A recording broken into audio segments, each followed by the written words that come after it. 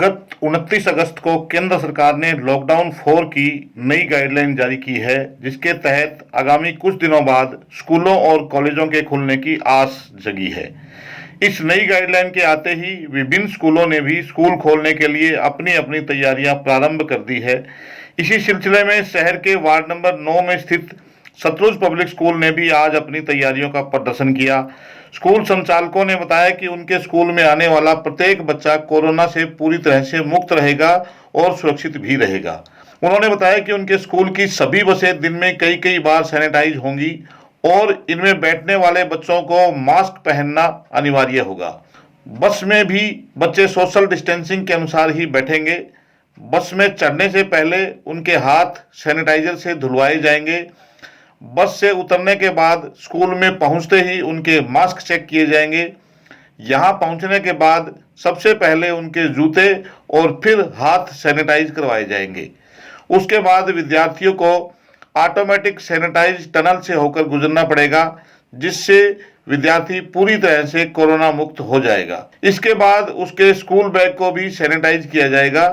एक automatic machine द्वारा बच्चे का तापमान जांचा जाएगा और उसके बाद हाथों को एक बार फिर से सैनिटाइज किया जाएगा। कक्षा में जाने से पहले बच्चे एक विशेष पंक्ति में अपनी अपनी कक्षाओं में पहुंचेंगे, जहां सोशल डिस्टेंसिंग को ध्यान में रखते हुए उन्हें बैठाया जाएगा और अध्यापक उन्हें अपना लेक्चर देगा। क्लास की छुट्टी के दौरान और खेल के मैदान में भी सोशल डिस्टेंसिंग और सैनिटाइजेशन का पूरा ध्यान रखा जाएगा। पूरे स्कूल कैंपस को दिन में कई बार सैनिटाइज किया जाएगा। इसी तरह से स्कूल के एडमिन ब्लॉक यानी कार्यालय में जाने वाले अभिभावकों के भी हाथ सैनिटाइज करवाने के बाद उन्हें सोशल डिस्टेंसिंग के अनुसार कार्यालय में बैठाया जाएगा। इस संबंध में सतलुज पब्लिक स्कूल के बच्चों ने आज पूरे प्रोसेस का डेमो करके दिखाया। First of all, let me tell you that the wearing mask is the most important thing that our school will focus in order to prevent the spread of the germs. So we will be having a helper which will take a strict check on it. All these rules and regulations are displayed outside the school bus. Whenever any student will enter inside the bus, she will be given a sanitizer in order to sanitize her hands properly. Whenever any student will enter first, she will be sit at the last seat, and this process will go simultaneously and will be same while going back to the home. All these windows will remain open for the proper air circulations. The bus will be sanitized 2 times. First when it will be inside the school, and second when it will be at the last stop.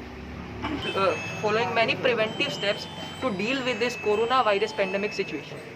First of all, we will be having a security guard who will make check on mask of each and every student. In case if the student is found without mask, he or she will not be allowed to enter in the school campus. After that, we will be having a non-contactable hand sanitizer, from which student can sanitize his or her hands without touching the sanitizer. And the most important step is shoe sanitization, because shoe is the only part which comes in contact with the ground. So we have placed sodium hypochlorite here, which will clear all germs and bacteria present in the shoes. That's all of non-contactable hand sanitizer and shoe sanitization. And so here this is a sanitizing tunnel. Basically whenever we move from outside, whenever we come from outside or somewhere from outside to the school, most of the germs get stuck to our body.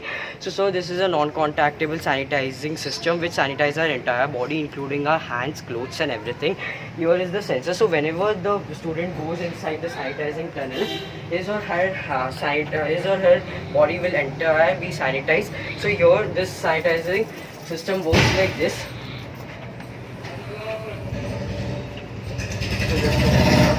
My hands, my clothes, everything is sanitized. Sir, after the sanitizing tunnel, we will be sanitizing our bags, because it is one of the most important things. So there's a sensor panel which senses the bag and it releases sodium hypochlorite. So this is how it is done, sir. So after some time, we'll get our bag there fully sanitized by sodium hypochlorite, sir. As you can see, sir, it is fully sanitized. Sir, after sanitizing our bag, sir, we'll be seeing our temperature, because temperature is one of the most important things in this pandemic to be checked. So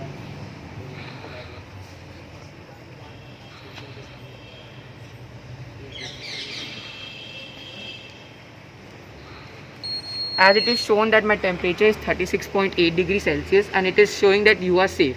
So there is a beep here which tells that this is a temperature and this is a final temperature, sir.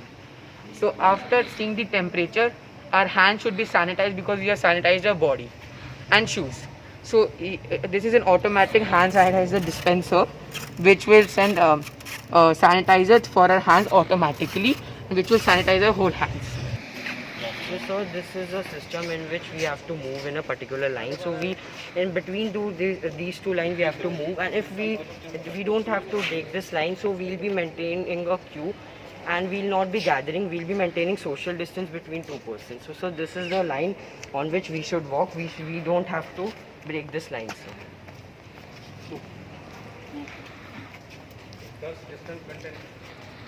While entering in the classroom, you can see here is the list of fixed seats for every student with the respective names and roll numbers. Not only this list, you can see here are some of the rules and regulations to become more safe from COVID-19. Now, inside the classroom, you can see here is my fixed seat where I have to sit.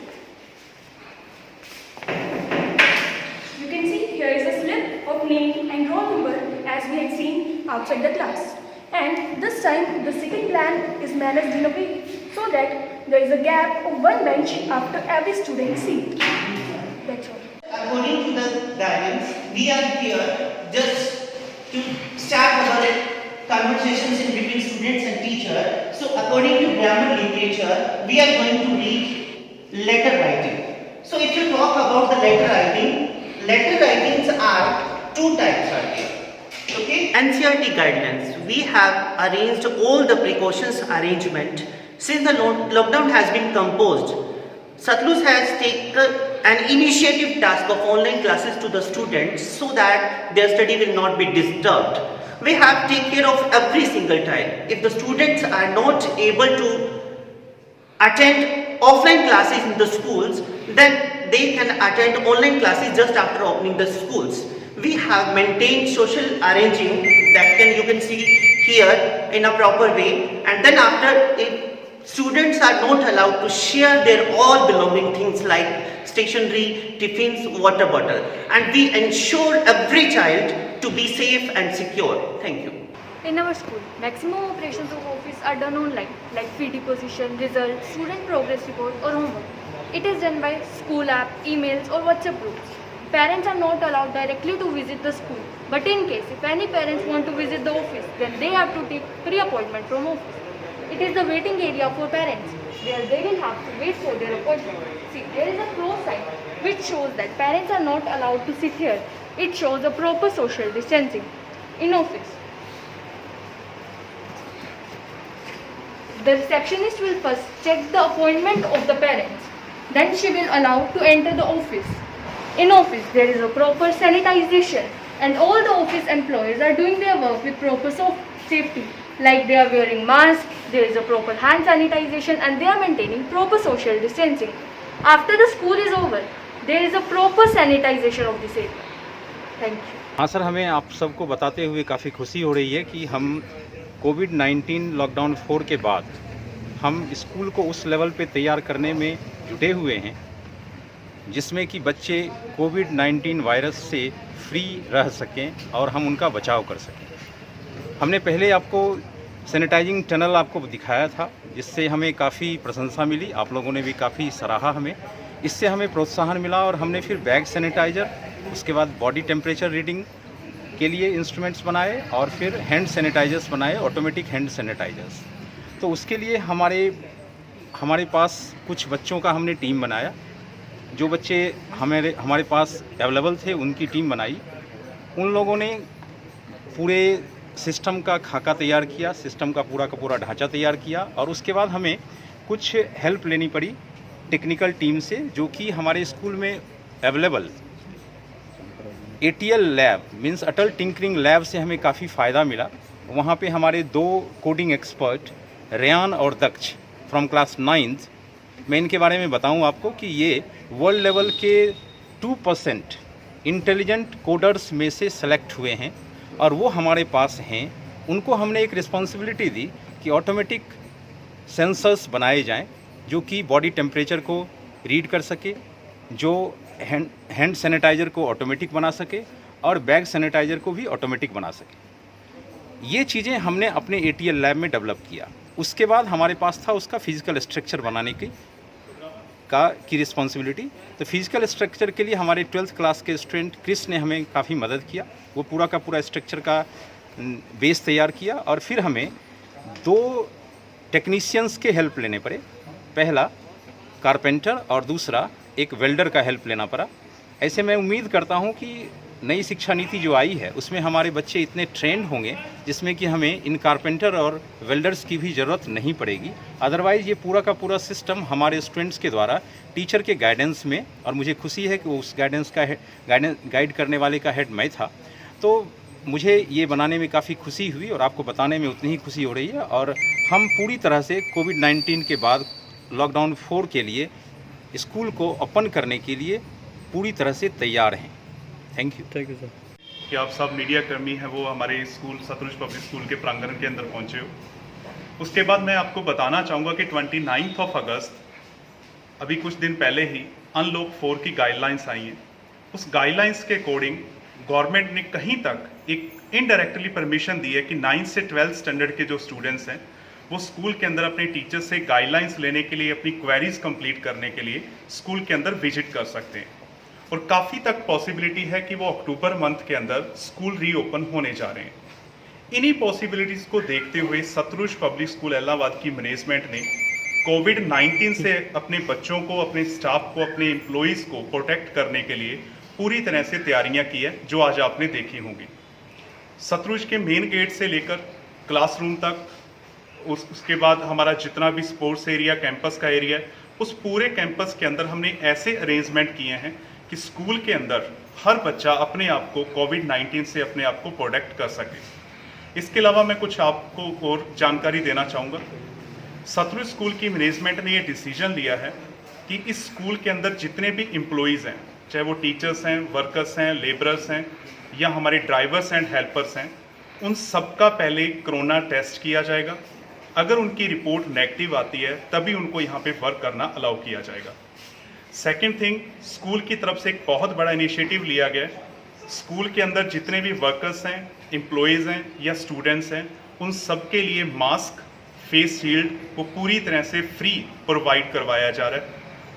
Third thing, her class के अंदर proper social distancing आपने देखा होगा maintain रहेगा।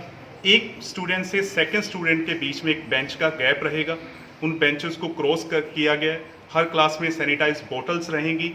ये पूरी तरह के प्रोटेक्शन हम अपने स्कूल के अंदर फॉलो करने जा रहे हैं। जितने भी सतलुज स्कूल के अंदर हम ज़्यादा से ज़्यादा प्रोटेक्शन कर रहे हैं, उतना ही हमारा इससे फ़ायदा रहेगा, क्योंकि हम जो गवर्नमेंट की जितने भी गाइडलाइंस आ रही हैं, जो अभी तक आई हैं या इन फ्यूचर आएंगी, उनको एट ए टीज अपने स्कूल के अंदर फॉलो करने का सतलुज स्कूल है वो अपना काम करेगा।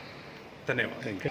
I, on behalf of Satluj management, staff and students, welcome to the press of Allahabad in the campus of Satluj. So आज आप सबसे रूबरू होते हुए ये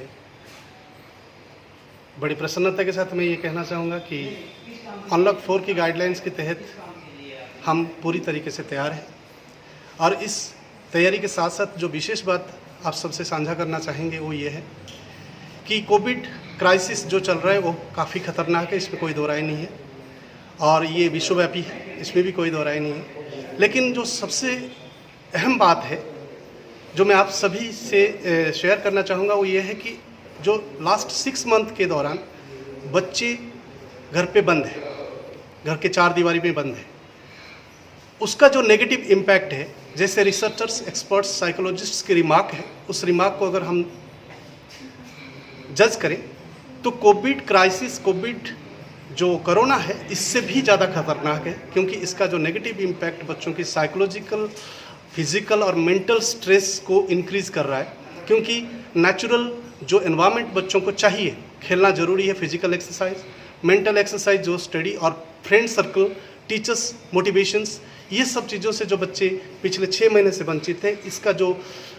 कुपरिणाम है वो इतनी भयानक होने जा रहा है, जिसकी वजह से तुरंत प्रभाव से स्कूल रीओपन होना आवश्यक है। क्योंकि कोविड क्राइसिस तो है और ये कब तक चलेगा जब तक वैक्सीन नहीं बना तब तक चलेगा, लेकिन इसके साथ साथ हमें इसको अपनाते हुए और पूरी प्रिकॉशन के साथ अपनी ये जो एजुकेशनल सिस्टम है इसको भी मेंटेन करना जरूरी है और बच्चों की फिजिकल, मेंटल और स्टडी को भी आगे बढ़ाना जरूरी है। तो सतलुज पब्लिक स्कूल इस क्षेत्र में पूरी तरीके से तैयार है और आप सभी के माध्यम से ये मैसेज है कि हम सब एक दूसरे को सहयोग करें, प्रोत्साहित करें और शिक्षा व्यवस्था को पुनः पटरी पर लाने का बंदोबस्त करें। Thank you very much. आज जो हमने आपको दिखाया इसका मकसद एक ही था कि सतलुज स्कूल रेडी है अपने बच्चों को कोरोना के बाद सेफली स्कूल में पढ़ा सके, क्योंकि बच्चों की सेफ्टी, टीचर्स की सेफ्टी ये बहुत ज़रूरी है। हम टीचर और वर्कर्स का सबका पहले कोरोना टेस्ट करवाएंगे, वो नेगेटिव आना ही चाहिए। और बच्चों की सेफ्टी के लिए हमने 100% इंतजाम किया है। अब तो सिर्फ गॉड से प्रेयर है कि सब कुछ अच्छे से चल सके। शुक्रिया। इसके लिए क्या क्या खास इंतजाम किए? हाँ, प्रॉपरली सैनिटाइज हो सके ऐसा इंतजाम किया है और क्लासरूम सैनिटाइज हो सके। आज मैं अभी मेरी साइंटिस्ट से बात भी चल रही है कि क्यों ना क्लासरूम में भी